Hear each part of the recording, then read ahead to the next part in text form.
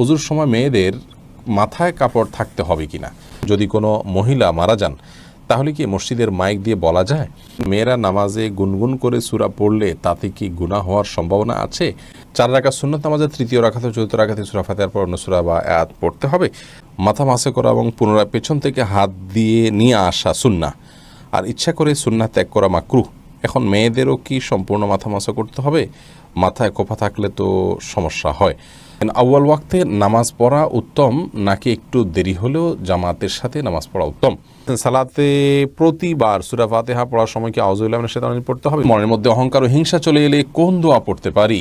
নামাজে দাঁড়ানো অবস্থায় পায়ের আঙ্গুল মাটি থেকে উঠলে নামাজের কোনো ক্ষতি হবে কিনা? পুরুষ ডাক্তারের মাধ্যমে সিজার করানোর বিধান জানিয়ে বাধিত করবে। সেজদার আয়াত তেলাওয়াত কেউ শুনলে কি তার সেজদা দিতে হবে? আমার কাছে একজন মানুষ টাকা পায়, কিন্তু কত টাকা পায় জানি না, যে টাকা পায় সেও যায় না, কি করব? সিমে ইমার্জেন্সি টাকা আনার পর সিম নষ্ট হয়ে গেলে তার হুকুম কি? মোবাইলে কোরআন পড়ে খতম দেয়া যাবে কিনা? আমার সব সময় সাদা স্রাব যায় এবং নামাজের সময় দেখতে পাই, এতে করণীয় কি? বিতির নামাজে দোয়া কুনুত না পড়লে বিতির নামাজ আদায় হবে কিনা? মোবাইলে বা রেডিওতে কোরআন তেলাওয়াত শুনলে নাকি কোরআন সওয়াব হবে না? কেউ যদি ঘর থেকে বের হয়ে কোথাও রওনা হয় তাকে পিছু ডাকলে কি ক্ষতি হয়? প্রিয় দর্শক, এবার চলে যাচ্ছে আমরা প্রশ্নোত্তরে। এরপরে রাইফা খাতুন আপনি জানতে চেয়েছেন, সালাতে ভুল করে সূরা ফাতিহার পর তাশাহুদ পড়লে কি সাজদা দিতে হবে? সর্বনিম্ন কত লাইন পড়লে সাজদা দিতে হয়? আপনি যদি তাশাহুদ পড়ে ফেলেন, আত্তাহিয়াতুল্লাহি ওয়াস সালাওয়াতু ওয়াত তাইয়্যিবাত এরকম কিছু অংশ পড়ে ফেলেন, তাহলে আপনাকে অবশ্যই সিজদা সহজ দিতে হবে, কারণ তাশাহুদ এটা বৈঠকে পড়ার জিনিস, আপনি দাঁড়িয়ে পড়েছেন, সন্দেহাতীতভাবে এটি ভুল, যার কারণে আপনাকে সিজদা সহজ দিতে হবে।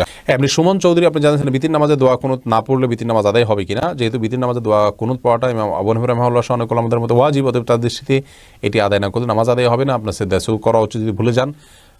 সৌদি আরবের স্কলাররা কিন্তু এটিকে সুন্নাহ বলেন, তাদের মতে বিতির নামাজে দোয়া কুনুত না আদায় করলেও নামাজ হয়ে যাবে, সিজদা সহজ দিতে হবে না ভুলে গেলে। সাইদ তাইফুর রহমান তাসিন আপনি জানতে চেয়েছেন মোবাইলে কোরআন পড়ে খতম দেওয়া যাবে কি না? যাবে, কোনো অসুবিধা নেই। কোরআন আপনি কিসে পড়বেন সেটি একান্ত আপনার বিষয়। রাসূল আকরাম সাল্লাল্লাহু আলাইহি ওয়াসাল্লামের যুগে আমরা আজকে যে কোরআন পড়ছি কাগজের কোরআন, এটা তার যুগে ছিল না। তার যুগে হয়তো পাথরে বা কোনো চাণাতে বা অন্য কোনো জায়গায় কোরআন লেখা ছিল, সেখান থেকে তিনি পড়তেন। অতএব আমরা আমাদের জায়গা থেকে কোরআন তেলাওয়াত করাটা আমরা কাগজ থেকে যেমন তেলাওয়াত করতে পারি, কোনো ওয়াল থেকে তেলাওয়াত করতে পারি, কোনো স্ক্রিন থেকে তেলাওয়াত করতে পারি। কোরআন তেলাওয়াত করাটা হলো মুখ্য। কোত্থেকে তেলাওয়াত করছেন এটি কোনো গুরুত্বপূর্ণ বিষয় নয়। মোবাইল থেকে কোরআন তেলাওয়াত করে খতম দিলেও আপনি সওয়াব পাবেন ইনশাআল্লাহ। মেহেদী হোসেন পাটোয়ারি জানতে চেয়েছেন মানত করলে কি মানুষের আশা পূরণ হয়? আমি শুনেছি দোয়া ছাড়া কোনো কিছু তার ভাগ্য পরিবর্তন করতে পারে না। মানত করলে যে তার আশা পূরণ হয় এমনটা নয়। মানুষ মানত করতেই পারে, নবী সাল্লাল্লাহু আলাইহি ওয়াসাল্লাম নিরুৎসাহিত করেছেন মানতের বিষয়ে, তবে তিনি বলেছেন যে মানত এটা ইন্নামা ইস্তাখরাজু মিনাল বাখিল, কৃপণ ব্যক্তি যে আসলে দান করতে চায় না, মানতের মাধ্যমে তার দানটা করা হয়, এর বেশি আর মানে এতে কোনো লাভ নেই। মানতের মাধ্যমে যে কাঙ্ক্ষিত বিষয় হাসিল হয় তা মোটেও সেরকম কিন্তু নয়। এজন্য কোনো বিষয় আপনি মানত করতে চাইলে, ধরুন আপনার ছেলে পরীক্ষা দিচ্ছে বা আপনার কোনো একটা কাজ সিদ্ধ হওয়ার ব্যাপার আছে, আপনি মানত করবেন, তাহলে সেক্ষেত্রে আপনার উচিত হলো আগে ভাগে দান করা এবং আল্লাহর কাছে দোয়া করা যে আল্লাহ দান করলাম, দান করলে মানুষের বিপদ দূর হয় এবং মানুষের নেক উদ্দেশ্য পূরণ হতে পারে, দা ভালো ইবাদত করলাম। অতএব সেই জায়গা থেকে আপনি আশা করবেন, আল্লাহর কাছে দোয়া করবেন, কিন্তু আপনি শর্ত দিবেন না আল্লাহ আমার এই কাজটা হলো তারপর আমি এটা করব, এমনটি সুন্দর কোনো বিষয় নয়। রাসূল আকরাম সাল্লাল্লাহু আলাইহি ওয়াসাল্লাম নিরুৎসাহিত করেছেন মানতের ব্যাপারে, কিন্তু কেউ করতে চাইলে সেটা হারাম হবে না, করতে পারবেন। এরপরে শেখ আকলিমা জলি আপনি জানতে চেয়েছেন মৃত ব্যক্তির ছবি দেখলে তার কি আযাব হবে? না, মৃত ব্যক্তির ছবি আপনি দেখছেন, তার আযাব হবে কেন? আপনি দেখছেন, যদি আপনার মৃত ব্যক্তি আপনার গায়রে মাহরাম কেউ হন যার সাথে পর্দা করা উচিত, তাহলে সেক্ষেত্রে আপনি দেখে গুনাহগার হচ্ছেন। মৃত ব্যক্তি যদি সে সুযোগ করে দিয়ে যান তাহলে তিনিও গুনাহগার হবেন। আর যদি এরকম কেউ না হয়, পুরুষদের ছবি মেয়েরা মেয়েদের ছবি দেখছেন, তাহলে এই দেখার কারণে যিনি দেখছেন তিনিও গুনাহগার হবেন না, যার ছবি দেখছেন তিনিও গুনাহগার হবেন না। তবে ছবি প্রিন্ট করে বা বাধাই করে বা বিভিন্নভাবে এটাকে যদি আপনি রাখেন তাহলে সেটি গুনাহের কারণ, এবং তার কারণে যিনি যারটা বাধাই করে গেছে সেই ব্যক্তি আপনার গুনাহগার হিসাবে বিবেচিত হবেন। সেই জায়গা থেকে তার সাবধানতা অবলম্বন করা উচিত এবং জীবদ্দশাতে এটা খেয়াল করে যাওয়া উচিত যে আমার কোনো ছবি ইত্যাদি যেন না থাকে। যদি থাকে তাহলে সেক্ষেত্রে ছবি অঙ্কন করা বা ছবি বাধাই করা বা ছবি প্রিন্ট করার যে গুনাহ সেটি মৃত ব্যক্তির হবে, কেউ দেখুক বা না দেখুক। হ্যাঁ, এভিডেন্স হিসাবে যে সমস্ত ছবি তোলা হয় সেগুলোর কথা ভিন্ন এবং এক্সেপশন। এরপরে হাসিনা ইসলাম জানতে চেয়েছেন, আমার সব সময় সাদা স্রাব যায় এবং নামাজের সময় দেখতে পাই, এতে করণীয় কি? বোন, যদি নিয়মিত সাদা স্রাব যায় এবং আপনি নামাজের সময় দেখেন তাহলে তো আপনি মাজুর। নিয়মিত যেতে থাকলে এটাকে বলা হয় মাজুর। মাজুর ব্যক্তির বিধান হলো তিনি প্রত্যেক ওয়াক্ত নামাজের জন্য আলাদা উজু করে নেবেন এবং এরপরে তিনি নামাজ পড়বেন। এরপর যদি বেরো হয় তাতে কোনো অসুবিধা নেই, এক ওয়াক্ত পর্যন্ত তার উজু ভ্যালিড থাকবে, যদি তিনি সব কিছু করতে পারবেন। আবার নতুন ওয়াক্ত শুরু হবে, তাকে নতুন করে উজু করতে হবে। এ হলো আপনার জন্য মাসআলা। এবং বার আপনাকে বারবার করে উজু করার জন্য কসরত করার বা কষ্ট করার কোনো প্রয়োজন নেই। এরপরে সাজ্জাদ হোসেন জানতে চেয়েছেন, দোয়া চেয়ে মসজিদে টাকা দান করা জায়েজ কি না? এই প্রথাটা ভালো না যে মসজিদে আমি এটা চিরকুট লিখে দিলাম যে আমার মায়ের জন্য, বাবার জন্য বা আমার জন্য দোয়া করবেন আপনারা, আমি মসজিদে এত টাকা দান করলাম। এটি করা উচিত নয়। আপনি দান করেছেন কী জন্য? আল্লাহ তাআলার সন্তুষ্টি অর্জনের জন্য। অতএব দানের সওয়াব বা বিনিময়টা আল্লাহর কাছে আশা করবেন।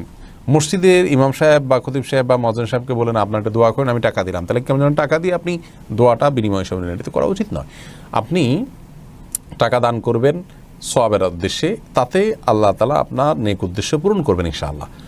আর দোয়া আপনি আলাদাভাবে ভিন্নভাবে অন্য কোনো সময় দোয়া চাইবেন বা দোয়া করবেন, সেটা ভিন্ন বিষয়। কিন্তু দোয়ার সাথে দানটাকে আপনার শর্তযুক্ত করা বা এটাকে একটার সাথে এটাকে সম্পৃক্ত করা, যেটা আমাদের ট্র্যাডিশন হয়ে গেছে, এটি করা উচিত নয়, এটি ভুল প্রথা।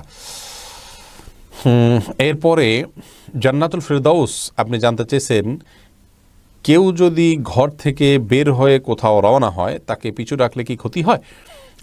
না, এটি সম্পূর্ণ ভুল ধারণা। আমাদের সমাজে অনেকেই মনে করেন এটি যে কোথাও বের হলে পেছন থেকে কেউ ডাক দিলে তাহলে পিছুটান হয়ে গেল, আর বোধহয় সামনে কল্যাণ নাই। এটি সম্পূর্ণ আমাদের মন গড়া কথা। এরকম বিশ্বাস করলে সেটা ছোট শিরকের অন্তর্ভুক্ত হবে। এটি আমাদের পরিহার করা উচিত, এই বিশ্বাসটা। রাজীব রাজ আপনি জানতে চেয়েছেন, জীবিত মানুষের জন্য মসজিদে টাকা দান করা হলে সেই সওয়াব কি তার আমল নামায় যায়? অবশ্যই একজন ব্যক্তির তরফ থেকে আরেকজন ব্যক্তি দান করতে পারেন। জীবিত ব্যক্তির তরফ থেকেও দেওয়া যায়, অসুবিধা নেই। আপনি আমার তরফ থেকে দান করলেন, আমি আপনার তরফ থেকে দান করলাম, আমার নিয়ত আপনি দান করলেন, তাহলে আমার আমল নামায় সেটি সওয়াব যুক্ত হবে ইনশাআল্লাহ বিইذনিল্লাহ। এরপরে আব্দুল্লাহ আল রাহি জানতে চেয়েছেন, বিদেশ থেকে টাকা পাঠালে ব্যাংক যে 2% প্রণোদনা দেয়, এটা খাওয়া কি সুদ হবে? না ভাই, এটা খাওয়া সুদ হবে না। কারণ এটা আপনি কোনো টাকা দিচ্ছেন তার এগেইনস্টে আপনাকে দিচ্ছি এমন নয়। আপনি যেন এই পদ্ধতিতে টাকা পাঠান, সেজন্য আপনার সরকার আপনাকে অতিরিক্ত একটা গিফট দিচ্ছে। অর্থাৎ আপনি কারো দোকান থেকে কোনো মাল কিনলে, এই দোকান থেকে কিনলে এই গিফটটা পাচ্ছেন, বিষয়টা এরকম হয়ে গেল আর কি। কোনো অসুবিধা নেই ইনশাআল্লাহ বিইذনিল্লাহ। এটা করা যেতে পারে এবং এটা গ্রহণ করা যেতে পারে। এই বিষয়ে আমাদের একটা ভিডিও আছে বিস্তারিত, সেখানে আমরা কিন্তু বলেছি, আপনি সেখান থেকে শুনে নিতে পারেন। এরপর সাদিকুর রহমান রেজা আপনি জানতে চেয়েছেন, সেজদার আয়াত তেলাওয়াত কেউ শুনলে কি তার সেজদা দিতে হবে? ভাই সাদিকুর রহমান, সেজদার আয়াত যদি কেউ তেলাওয়াত শুনতে পান তাকেও সেজদা দিতে হবে। তেলাওয়াতকারীকে যেমন সেজদা দিতে হবে, তেলাওয়াত যিনি শুনলেন তাকেও সেজদা দিতে হবে। দেওয়ান মাসুম মুশফিক জানতে চেয়েছেন, মোবাইলে বা রেডিওতে কোরআন তেলাওয়াত শুনলে নাকি কোরআন সওয়াব হবে না? কে বলেছে আপনাকে তেলাওয়াত শুনলে সওয়াব হবে না? তেলাওয়াত আপনি যেখান থেকে শুনবেন সেখান থেকে সওয়াব হবে। তবে লাইভ তেলাওয়াত শোনা আর রেকর্ডেড তেলাওয়াত শোনার ভিতরে অবশ্যই পার্থক্য আছে। লাইভ তেলাওয়াত শোনার চেষ্টা করবেন, রেকর্ডেড তেলাওয়াত শুনলেও আপনি সওয়াব পাবেন। কোরআন তেলাওয়াত করলে যেমন সওয়াব হবে, শুনলেও সওয়াব আছে। আপনি কোত্থেকে শুনবেন সেটা শরীয়ত ফিক্স করে দেয়নি। অতএব রেডিও থেকে আপনার শুনলে যে সওয়াব হবে না, এমনটি ভুল ধারণা। এরপরে নাহিদ সরকার জানতেছেন, বিদেশ থেকে ফোনে বিয়ে করলে বিয়ে কবুল হবে কি না? বিদেশ থেকে যদি কেউ ফোনে বিয়ে করেন তাহলে সেক্ষেত্রে সেই বিয়ে কবুল না হওয়ার কারণ নেই, তবে শর্ত আছে। সে বিয়ের পদ্ধতি হইতে হবে এরকম যে আজকাল ভিডিও কলের মাধ্যমে আমরা নিশ্চিত হতে পারি যে কে পাত্র কে পাত্রী। আপনার দেশে কারোর মাধ্যমে নিশ্চিত হতে হবে।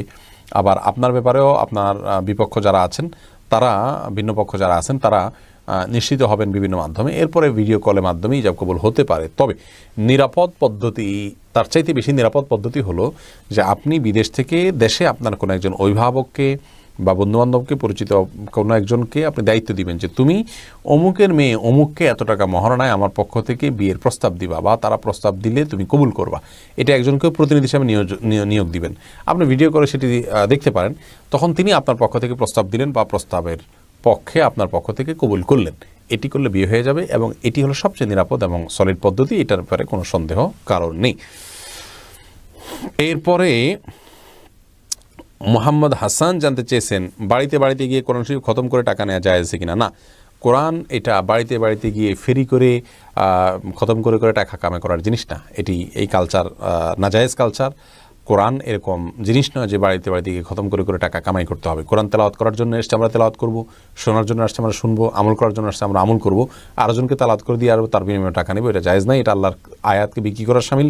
কোরআন দেশে কোথাও এরকম কোনো নির্দেশনা দেওয়া হয় না যে একজনের আরেকজনের বাড়িতে গিয়ে তেলাওয়াত করে দিলে তার কোনো উপকার হবে এবং সেটা বিনিময়ে আবার টাকা কামাই করবেন, এটির কোনো সুযোগ নেই। মিফতাহুল জান্নাত জানতে চেয়েছেন, অনেক হুজুর দোয়া পড়ে সুতায় গিট দেন, সেই সুতা কি গলায় বা কাঁধে বাঁধা যাবে? এটা ভুল পদ্ধতি।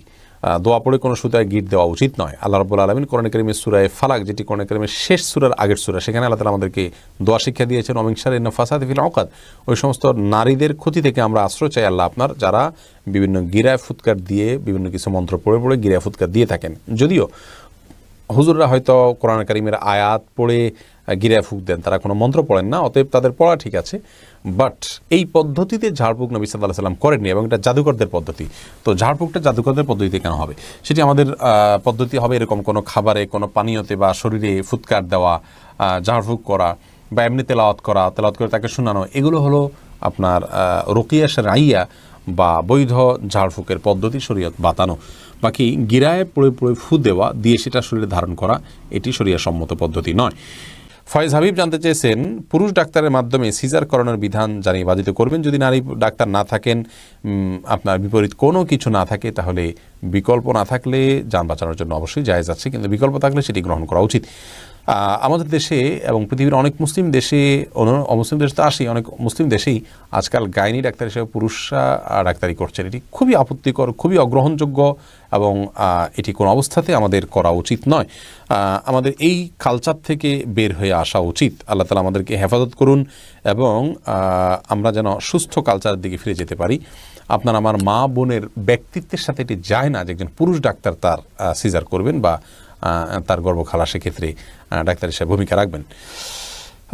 এরপরে সাইফুল ইসলাম জানিয়েছেন, নামাজের দাঁড়ানো অবস্থায় পায়ের আঙ্গুল মাটি থেকে উঠলে নামাজের কোনো ক্ষতি হবে কিনা? সামান্য সময় উঠলে কোনো অসুবিধা নেই, উঠলো আবার নামায় ফেললেন, কিন্তু পুরো সিজদা জুড়ে যদি একবারও মাটি টাচ না করে তাহলে নামাজ হবে না। কারণ নবী সাল্লাল্লাহু আলাইহি ওয়াসাল্লাম বলেছেন, উমিরতু আন আসজুদা আলা সাবআতি আযম। হাদিসে আসছে যে তিনি বলেছেন, আমাকে 7টি অঙ্গের উপরে সিজদা করতে নির্দেশ করা হয়েছে, তার ভিতরে পায়ের আঙ্গুল, এগুলোকে মাটিতে রাখতে হবে, এর উপরে ভর করে সিজদা করতে হবে। উঠে গেল আবার সাথে সাথে নামায় ফেললেন, সেটি ভিন্ন কথা, কিন্তু মানে পুরো সিজদা যদি উঠে থাকে তাহলে নামাজ হবে না। মেফতাহুল জান্নাত আপনি জানতেছেন, ঋণ রেখে দান করলে কি দানের সওয়াব পাওয়া যাবে? ঋণ যদি আপনার সিস্টেমিক্যাল ঋণ হয়, যেটা প্রক্রিয়ার আধীন আছে, আপনি পরিশোধ করছেন মাসে মাসে বা করবেন, ব্যবস্থা আছে, এর মধ্যে দান করতে অসুবিধা নেই। কিন্তু ঋণ আছে কারোর কাছে, যিনি প্রাপক, তার পক্ষ থেকে তাগাদা আছে, আপনি দিচ্ছেনও না, তাকে টালবাহানা করছেন, ঘোরাচ্ছেন, অথচ এদিকে দান করছেন, এই দান জায়েজ নয়। সাদিকুল ইসলাম তৌফিক জানতে চেয়েছেন, আমার কাছে একজন মানুষ টাকা পায়, কিন্তু কত টাকা পায় জানি না, যে টাকা পায় সেও যায় না, কি করব? তাহলে দুজনে একত্র হবেন এবং আনুমানিক একটা ফিগারের উপরে দুজন একমত হবেন, সেটি তাকে পরিশোধ করবেন এবং তাকে বলবেন, যদি এর অতিরিক্ত হয়ে থাকে তুমি মাফ করে দিবা, আর যদি এর কম হয়ে থাকে তাহলে আমার অতিরিক্ত যেটা গেলো সেটা আমি মাফ করে দিলাম। এর মাধ্যমে আপনি ইনশাআল্লাহ মুক্তি লাভ করতে পারেন। এক ক্ষণিকের জীবনে এর দিকে জানতেছেন, সিমে ইমার্জেন্সি টাকা আনার পর সিম নষ্ট হয়ে গেলে তার হুকুম কি? আপনি ইমার্জেন্সি ব্যালেন্স নিয়েছেন, পরিশোধ করতে পারেনি, কোম্পানিকে যে কোনোভাবে আপনি ব্যালেন্স মানে তার কাছে টাকা নিলেন, কথার কথা, কিন্তু সেটা ইউজ করলেন না, এর মাধ্যমে বা যে কোনোভাবে কোম্পানির ওখানে টাকাটা আপনি প্রবেশ করে দিলে ইনশাআল্লাহ আপনি দায়মুক্ত হবেন। ফাতেমা তোমা আপনি জানতে চেয়েছেন, আমার উপার্জন আর যদি কোনোভাবে সেখানে ঢোকানোর কোনো সুযোগ না থাকে, তাহলে ওই পরিমাণ টাকা আপনি নিজের দানের সওয়াব না করে কোম্পানির পক্ষ থেকে দানের সওয়াব আদায় করে নিয়ত করে দিয়ে দিবেন। ফাতেমা তোমা জানতে চেয়েছেন, আমার উপার্জন আছে বলে আমার স্বামী আমার কোনো দায়িত্ব বা হক আদায় করেন না, কিন্তু আমার থেকে বাসা ভাড়া সহ অন্যান্য খরচ নেন, আমি আমার যাবতীয় খরচ চালাই, আমি এখন খরচ না দিলে কি গুনাহগার হব? বোন ফাতেমা, আপনি খরচ দিতে বাধ্য নন, আপনার স্বামী আপনার খরচ দিতে বাধ্য। তবে সেই সাথে আপনার স্বামী যদি আপনাকে বাইরে কাজের পারমিশন না দেন, সে অধিকার কিন্তু তার আছে। আপনি যদি তার কাছ থেকে অধিকার আদায় করে নিতে পারেন, সেটা আপনার ব্যাপার, কিন্তু আপনি আপনার নিজের খরচ বহন করতে বাধ্য নন। সাদিকুর রহমান রেজা জানাচ্ছেন, তেলাওয়াতে সিজদার সময় কি সালাতে যে তাসবিহ পড়ি তাই বলতে হবে নাকি অন্য কোনো দোয়া? অন্য কোনো দোয়া নাই, ওইটাই পড়বেন। স্বপ্নিল জামিল জানতে চেয়েছেন, সালাতে প্রতিবার সূরা ফাতিহা পড়ার সময় কি আউযুবিল্লাহি মিনাশ শাইতানির রাজিম পড়তে হবে? সূরা ফাতিহার শুরুতে আউযুবিল্লাহ এবং বিসমিল্লাহ পড়া সুন্নাত, তবে অন্য সূরার শুরুতে বিসমিল্লাহ না বলে শুধু আউযুবিল্লাহ পড়াটা হলো সুন্নাত। এরপরে মীর হোসেন জানিয়েছেন, ইসলামে নামাজ কাজা নামাজের বৈধতা আছে কি না? থাকলে কাজা নামাজের নিয়ত কিভাবে হবে? বিশেষ কোনো নিয়ত নাই ভাই, আপনি নামাজ কাজা হয়েছে সেটি আদায় করছেন, বাস এটুকুই যথেষ্ট। কোন ওয়াক্ত আদায় করছেন, কোন ওয়াক্তের কাজ আদায় করছেন, শুধুমাত্র সেটি আপনার মাথায় থাকলে চলবে ইনশাআল্লাহ। এবং যেগুলো ছুটে যায় সেগুলো আদায় করতে হবে। বাবু কাজাইল ফাওয়ায়েদ নামে সমস্ত উলামায়ে কেরামি কম বেশ তাদের ফিকহের কিতাবগুলোতে বাব রচনা, অধ্যায় রচনা করেছেন, অর্থাৎ ছুটে যাওয়া নামাজ কীভাবে পড়বেন তার পদ্ধতি, অতএব এটি বিধান আছে। এর পাশাপাশি এমডি আলমগীর হোসেন জানতে চেয়েছেন, আউয়াল ওয়াক্তে নামাজ পড়া উত্তম নাকি একটু দেরি হলেও জামাতের সাথে নামাজ পড়া উত্তম? আউয়াল ওয়াক্তে নামাজ পড়া এটা সবের কাজ। বিভিন্ন হাদিসে আসছে, নবী সাল্লাল্লাহু আলাইহি ওয়াসাল্লাম বলেছেন আফদালুল আমাল সম্পর্কে, সর্বোত্তম আমল সম্পর্কে তিনি বলেছেন আস-সালাতু লি আউয়ালি ওয়াক্তিহা, যে কোনো ওয়াক্তের সালাত আউয়াল ওয়াক্তে পড়া এটা হলো সবচেয়ে উত্তম আমলের মধ্য থেকে অন্যতম। সেজন্য আউয়াল ওয়াক্তে সালাত পড়ার ব্যাপারে আমাদের আন্তরিকতা থাকা উচিত, আমাদের আগ্রহ থাকা উচিত, আমাদের প্রচেষ্টা থাকা উচিত। কিন্তু মনে রাখা উচিত যে জামাতে সালাত আদায় এটা আউয়াল ওয়াক্তে সালাতের চেয়ে অনেক বেশি গুরুত্বপূর্ণ। অতএব আমরা যদি কেউ মনে করি যে না আউয়াল ওয়াক্তে আমরা সালাত আদায় করতে গিয়ে যদি জামাত তরক করব, তাহলে সেটি ভুল হবে। কারণ আসলে জামাতের গুরুত্ব তত বেশি নাই যত বেশি রয়েছে আউয়াল ওয়াক্তে সালাতের গুরুত্ব তত বেশি শরীয়তে নাই যত বেশি রয়েছে জামাতের সালাতের গুরুত্ব। এই জন্য যদি আমাদের দুইটার যে কোনো একটা রাখতে হয়, হ্যাঁ আউয়াল ওয়াক্ত নইলে জামাতের সালাত, তাহলে আমরা জামাতের সালাতকে প্রায়োরিটি দিব আউয়াল ওয়াক্তের উপরে, কারণ জামাতের সালাতের গুরুত্ব আউয়াল ওয়াক্তের চাইতে বহু গুণ বেশি। এরপরে প্রশ্ন করেছেন ইবতেসাম ইবনে এনান, আপনি জানতে চেয়েছেন ইকামতের সময় আশহাদু আন্না মুহাম্মাদুর রাসূলুল্লাহ বলার পর সবাই নামাজের জন্য দাঁড়ায়, তাদের বিশ্বাস এটা বললে নবীজি হাজির হন, এ ব্যাপারে জানাবেন। এরূপ বিশ্বাস করে তাদের পেছনে নামাজ আদায় করা যাবে কিনা? যদি কেউ মনে করেন যে আশহাদু আন্না মুহাম্মাদুর রাসূলুল্লাহ বলে নবী করিম সাল্লাল্লাহু আলাইহি ওয়াসাল্লাম উপস্থিত হয়ে যান, সন্দেহাতীতভাবে এটি একটি ভুল বিশ্বাস, এটি একটি কুসংস্কার। এ ধরনের বিশ্বাস পোষণ করা থেকে আমাদের সরে আসা উচিত। নবী সাল্লাল্লাহু আলাইহি ওয়াসাল্লাম সব জায়গায় উপস্থিত হয়ে যান এবং আশহাদু আন্না মুহাম্মাদুর রাসূলুল্লাহ বললে তিনি উপস্থিত হয়ে যান, এরকম কোনো কথা কোরআন হাদিসে কোথাও বলা হয়নি। আল্লাহ রাব্বুল আলামিন তার নবীকে ওফাত দিয়েছেন, মওত দিয়েছেন, তিনি দুনিয়া থেকে চলে গেছেন। যদিও মৃত্যুর পর আল্লাহ রাব্বুল আলামিন তাকে বিশেষ হায়াত দিয়েছেন, যেটা অন্যান্য নবীদেরকে দিয়েছেন, ব্যাপারে বর্ণনা রয়েছে। কিন্তু এর মানে এই নয় যে আমরা নবী করিম সাল্লাল্লাহু আলাইহি সাল্লামকে প্রত্যেক সালাতেই আপনার প্রত্যেক ইকামতের সময় আশহাদু আন্না মুহাম্মাদুর রাসূলুল্লাহ বলার সময় হাজির পেয়ে যাই এবং তিনি পৃথিবীর সব জায়গা প্রদক্ষিণ করেন, এরকম কোনো কথা নেই। এটি সম্পূর্ণ ভ্রান্ত বিশ্বাস। এই বিশ্বাসটা সংশোধন করা উচিত। মোহাম্মদ ওসমান, আপনি জানতে চেয়েছেন কোনো মানুষ অসুস্থ হলে কিংবা মারা গেলে সেই ব্যক্তির জন্য ফেসবুকে দোয়া চাওয়া হয়, বেশিরভাগ মানুষ পোস্টের কমেন্টে দোয়া করেন, এভাবে কমেন্ট করে দোয়া করা ইসলামের দৃষ্টিকোণ থেকে কতটুকু গ্রহণযোগ্য? কোনো ব্যক্তি অসুস্থ হলে কিংবা মারা গেলে বা বিপদে পড়লে তার জন্য অন্যান্য মুসলিমরা দোয়া করা তাদের উচিত এবং কর্তব্য। কিন্তু দোয়া করতে গিয়ে যদি কেউ মনে করেন যে আপনার শুধুমাত্র হাত তুলে মুখেই দোয়া করতে হবে, তাহলে সেটি কিন্তু ভুল ধারণা। অতএব কেউ যদি লিখে দোয়া করেন সেটিও হতে পারে। আসল দোয়া হয় অন্তর থেকে, সেটি প্রকাশ আমাদের লেখার মাধ্যমে হতে পারে, সেটির প্রকাশ আমাদের মুখের মাধ্যমে হতে পারে। আমি যদি লিখি তাহলে তার মাধ্যমে হতে পারে। আল্লাহ তাআলা একজনকে বাকশক্তি দেননি, তিনি কিন্তু মনে মনেই দোয়া করেন। অতএব আসল দোয়া হলো মনের দোয়া। বিভিন্ন হাদিস থেকে বোঝা যায় যে গাফিল অন্তরের দোয়া আল্লাহ তাআলা কবুল করেন না। তার মানে কেউ লিখছেন বা মুখে বলছেন কিন্তু তার মনে অন্য কিছু। আজকাল দেখা যায় যে আমাদের দোয়াগুলো ট্র্যাডিশনাল দোয়া হয়ে গেছে। ৫ ওয়াক্ত সালাতের পরে যে সম্মিলিত দোয়ার প্রথা আমাদের দেশে প্রচলিত আছে, আপনারা খেয়াল করবেন যে এই দোয়াগুলোতে জাস্ট একটা গতানুগতিক দোয়া হয়ে থাকে। দু হাত তুলে ইমাম সাহেব গদবাদা কিছু বলেন, জাস্ট বলা দরকার বলেন, এরকম একটা অবস্থা কিন্তু বিরাজ করছে। যারা একটু গভীরভাবে বিষয়টিকে পর্যবেক্ষণ করছেন অবশ্যই তারা লক্ষ্য করবেন। তো এটা আসলে দোয়া না, এটা জাস্ট দোয়ার একটা ট্র্যাডিশন বলতে পারেন। ঠিক তেমনিভাবে ফেসবুকে কেউ অসুস্থ হলে, কেউ মারা গেলে আমরা যখন দোয়া চাই, সেই দোয়াতে আপনি লিখলেন, কমেন্টে অনেক কিছু লিখলেন, কিন্তু আসলে আপনার অন্তরে আল্লাহর প্রতি মনোসংযোগ করে আল্লাহর সাথে কানেক্টেড হয়ে ওই ব্যক্তির জন্য কিছু চাওয়া, যেটা দোয়ার মূল বিষয়, সেটি আপনার ভেতরে একেবারেই নেই। তাহলে এটা আসলে দোয়া না, এটা দোয়ার একটা বাহ্যিক রূপ মাত্র। সেজন্য ফেসবুকে লিখে দোয়া করা যেতে পারে, কোনো অসুবিধা নেই, কিন্তু তার অন্তরে আল্লাহর কাছে চাওয়া, আল্লাহর কাছে দোয়া পেশ করার যে বিষয়টি আছে সেটি থাকতে হবে। অর্থাৎ অন্তর থেকে দোয়া করতে হবে, পাশাপাশি তিনি ফেসবুকে লিখবেন। মোহাম্মদ জানুল আবেদিন জানতে চেয়েছেন মনের মধ্যে অহংকার ও হিংসা চলে এলে কোন দোয়া পড়তে পারি? কারোর প্রতি যদি হিংসা আসে তাহলে তার জন্য আল্লাহর কাছে দোয়া করবেন, তাকে বেশি সালাম দিবেন, তার কল্যাণের জন্য আরও বেশি দোয়া করবেন। এবং হিংসা থেকে বেঁচে থাকার উপায় সম্পর্কে আমাদের একটা ভিডিও ক্লিপ আছে, শুনে নিতে পারেন। অহংকার হলে একটি দোয়া বিভিন্ন হাদিসে বর্ণিত হয়েছে, আল্লাহুম্মা ওয়াজআলনি ফি আইনি সগীরা ওয়া ফি আয়ুনিন নাসি কাবীরা, যার অর্থ হলো আল্লাহ আমাকে নিজের চোখে আপনি ছোট করে দিন, অন্যদের চোখে বড় করে দিন। যদি এই হাদিসটিকে মুহাদ্দিসিন ইকরাম দুর্বল বলেছেন, দায়ীফ বলেছেন, তথাপি এটি একান্ত আমলের বিষয়, করা যেতে পারে আমল। আপনি আল্লাহর কাছে দোয়া করবেন সাধারণভাবে, আল্লাহ যেন আপনাকে বিনয় দান করেন। তাছাড়া বিনয় এবং আপনার তাওয়াদু, এই গুণগুলো আসার জন্য বিনয়ী মানুষদের সাথে উঠা বসা করা, তাদের সংস্রবে যাওয়া, তাদের সোহবতে থাকার কোনো বিকল্প নেই। সে বিষয়টির মাধ্যমে আমাদের মধ্যে এটি সবচেয়ে বেশি আসবে ইনশাআল্লাহ তাআলা। মাহিরা জান্নাত আইরা জানতে চেয়েছেন, ওজুর সময় মেয়েদের মাথায় কাপড় থাকতে হবে কিনা। ওজুর সময় মাথায় কাপড় থাকা কোনো আবশ্যক কোনো কিছু না। এমনি আশিক জানতেছেন, একটি মেয়ের যদি দুটি বিয়ে হয় তাহলে জান্নাতে কোন স্বামীকে পাবে? একমাত্র আল্লাহ তাআলা ভালো জানেন। এটার মূল উত্তর, বাহ্যত মনে হয় যে শেষ স্বামী যিনি থাকবেন তার সাথে তার জান্নাতে থাকা হবে, কিন্তু এ বিষয়ে অদৃশ্য জগতের বিষয় একমাত্র আল্লাহ তাআলা ভালো জানেন। মাথা মাসে করা এবং পুনরায় পেছন থেকে হাত দিয়ে নিয়ে আসা সুন্নাহ, আর ইচ্ছা করে সুন্নাহ ত্যাগ করা মাকরুহ। এখন মেয়েদেরও কি সম্পূর্ণ মাথা মাসা করতে হবে? মাথায় খোপা থাকলে তো সমস্যা হয়। এটা প্রশ্ন করেছেন কাজী মায়া। দেখুন, মাথা মাসের জন্য ভেজা হাতকে এইভাবে দিয়ে পেছনের দিকে টানবেন, এইটুকু ব্যবহার হবে আর এইটুকু অবহেলিত থাকবে, কারণ এভাবে আপনি টানবেন। আসার সময় আবার এই অংশ দিয়ে আপনি এভাবে টানবেন, তাহলে বাকিটুকু ব্যবহার হয়ে যাবে। এভাবে করাটা সুন্নাহ।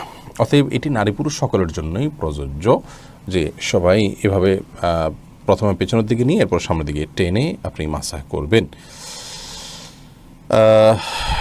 এরপরে সাজেদুল হক রিয়া জানতে চেয়েছেন, তাকবীরে তাহরিমা বাঁধার পর নামাজে মনের মধ্যে শুধু বাজে চিন্তা আসে, সেক্ষেত্রে করণীয় কী?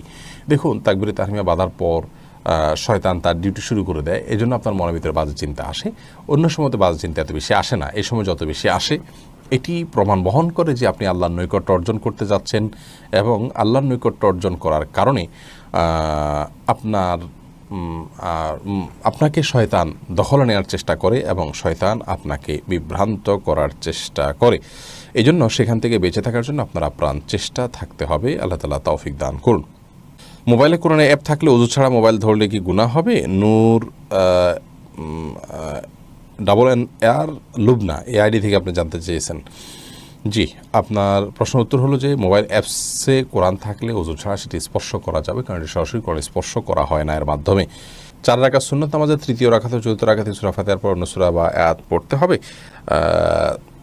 4 রাকাত বিশিষ্ট সালাতে যদি ফরজ হয় তাহলে তার শেষের 2 রাকাতে পড়ার কোনো প্রশ্নই নেই, আর যদি নফল হয় তাহলে সেক্ষেত্রে শেষের রাকাতগুলোতে সূরা মিলাবেন। মিরাজ মালিক আপনি জানতে চেয়েছেন, স্ত্রীকে বলা সত্ত্বেও বারবার গীবতে লিপ্ত হয়, করণীয় কী? করণীয় একই, তাকে বোঝাবেন, আলটিমেটাম দিবেন, প্রয়োজনে সে গীবত করলে শুনবেন না, সরে যাবেন, এবং তাকে যতটুকু সম্ভব আপনার অভিমানের মাধ্যমে অন্যায় কাজ থেকে বিরত রাখার চেষ্টা করবেন। এবং এর পাশাপাশি নসিহা, সুন্দর আচরণ, দোয়া আল্লাহর কাছে, এগুলোকে অব্যাহত রাখবেন। গীবতের ভয়াবহতা সম্পর্কে তাকে বোঝাবেন, আলোচনা শোনাবেন, আর্টিকেল পড়াবেন, এবং নেককারদের সাথে তার সান্নিধ্য যেন হয় সে বিষয়টি খেয়াল করবেন। এমনি সোহাগ ভূঁইয়া জানতে চেয়েছেন, যদি কোনো মহিলা মারা যান তাহলে কি মসজিদের মাইক দিয়ে বলা যায়? মহিলা হোক আর পুরুষ হোক, মসজিদের মাইকে কারণ মৃত্যুর ঘোষণা দেওয়া উচিত নয়, কারণ মসজিদের মাইক দান করা হয়ে থাকে আজানের জন্য, সুতরাং সেই কাজটা করা উচিত। কেউ মারা গেছেন বা কেউ জন্মগ্রহণ করছে, এটা একান্ত জাগতিক একটি বিষয়, এটা ঘোষণা দেওয়ার কিছু নেই। তবে হ্যাঁ, জানাজা সালাত হবে, কোথায় হবে, কী হবে, একটা ইবাদত, সেটি মানুষ কীভাবে সম্পাদন করতে পারে এই বিষয়ে যদি কেউ জানান দেন সেটি ভিন্ন কথা। হোসাইন ইয়াডি থেকে জানতেছেন, কোরআনে 3-4 আলিফ টান না দিলে কি গুনাহ হবে? না, 3 আলিফ 4 আলিফ যেগুলো আছে এগুলোকে 3 আলিফ 4 আলিফ টানতে হবে, এমন কোনো আবশ্যক নয়। তবে যেগুলো 1 আলিফ টান, সেগুলোকে 1 আলিফ টান না দিলেও অনেক সময় মিনিমাম 1 আলিফ টান না দিলে সেটা, বা 1 আলিফ টানের কাছাকাছি একটু টান না দিলে সেটি অর্থ পরিবর্তন হয়ে যেতে পারে, সেজন্য ওইটি ভিন্ন বিষয়। কিন্তু 3 আলিফ 4 আলিফের ভিতরে হুবহু 3 আলিফ 4 আলিফ টান দিতেই হবে, না দিলে গুনাহ হয়ে যাবে, ব্যাপারটি সেরকম নয়। তবে সাধ্য অনুযায়ী চেষ্টা আমাদের থাকা উচিত কোরআনকে তার তিলের সাথে, তাজউইদের সাথে তেলাওয়াত করা। আল্লাহ বলেছেন, আরতিল কোরআন তার তিলা। এরপরে তানিশা ইসলাম মিম জানতে চেয়েছেন, মেয়েরা নামাজে গুনগুন করে সূরা পড়লে তাতে কি গুনাহ হওয়ার সম্ভাবনা আছে? গুনগুন করে যদি সূরা পড়ে তাহলে সেক্ষেত্রে সরাসরি গুনাহ হবে না, বিশেষ করে নিজে নিজে শুনতে পাচ্ছেন, সরাসরি গুনাহই হবে না, বিশেষ করে নিজে শুনতে পাচ্ছেন এরকম যদি হয়।